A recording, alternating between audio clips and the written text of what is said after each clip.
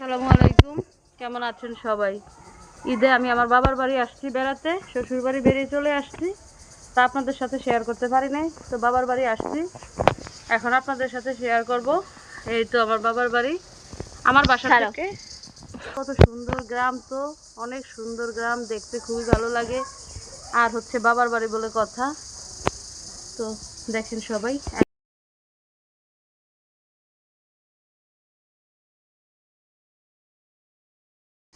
এই তো দেখুন আমাদের পুকুর থেকে কালকে মাছগুলো ধরা হয়েছে। কালকে আর কাটিনি আমি, এখন কাটবো, সেটাই আপনাদের সাথে শেয়ার করব।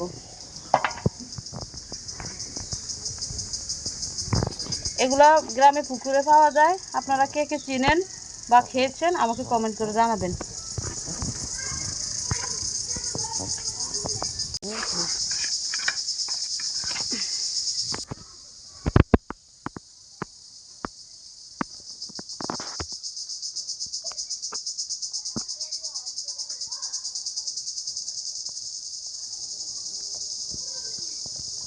তো দেখেন মাছটা এখন আমি কুটে নেব।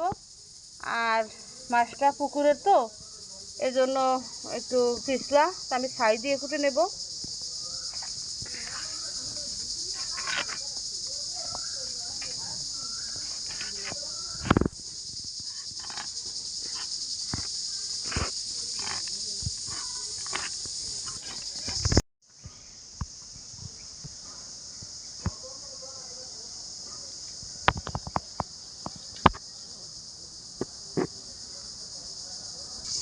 এই তো আমার শোল মাছটা কাটা হয়ে গেছে দেখেন। এখন আমি কই মাছ,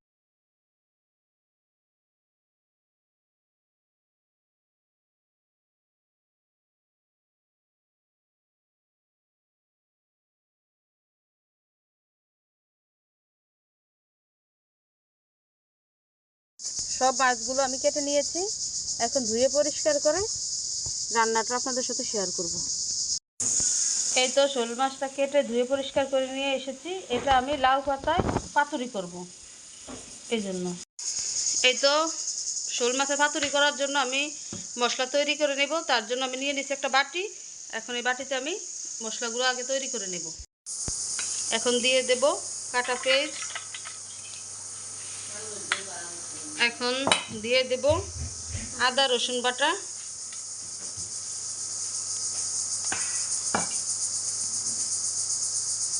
দিয়ে দেব পরিমাণ মতো হলুদ,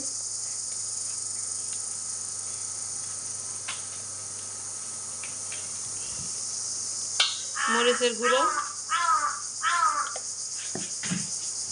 দিয়ে দেব স্বাদ মতো লবণ।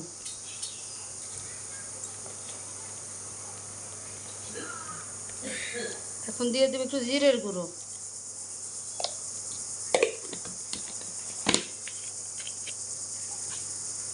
পরিমাণ মতো দিয়ে দেব সরিষার তেল। সবগুলো মশলা আমি এখন মেখে নেব। মশলার সাথে মাছগুলো আমি ভালোভাবে মেখে নেব।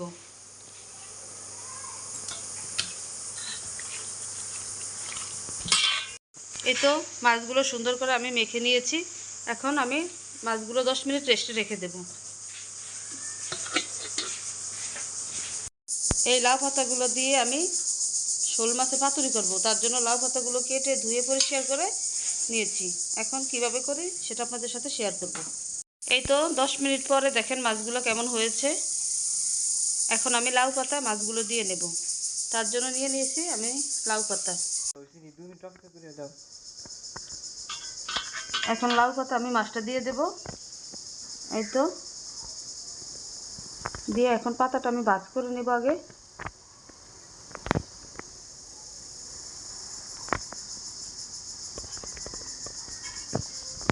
একটা মাছ আমার রেডি হয়ে গেছে। এভাবে আমি সবগুলো মাছ রেডি করে নেব। এই তো মাছগুলো একদম আমি সুন্দর মতো রেডি করে নিয়েছি। এখন মাছগুলো আমি ভাপে বসিয়ে দেব রাইস কুকারে।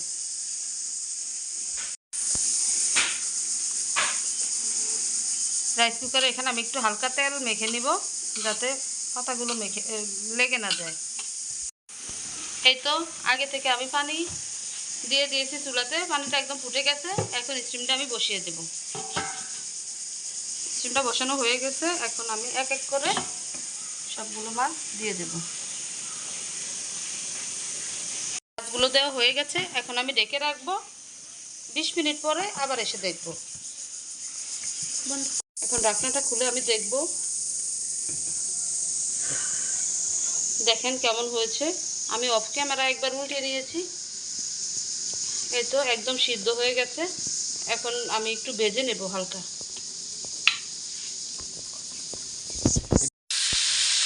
এই তো আমি এক এক করে চুলাতে আমি একটু উল্টিয়ে দেব। দেখেন কেমন হয়েছে।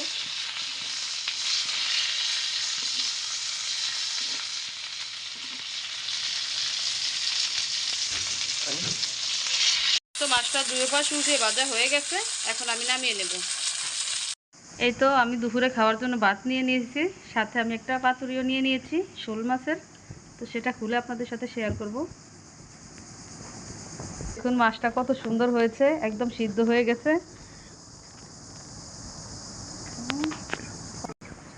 এই তো একদম সুন্দর সিদ্ধ হয়ে গেছে। এখন আমি পাতাটা একটু মেখে নিয়ে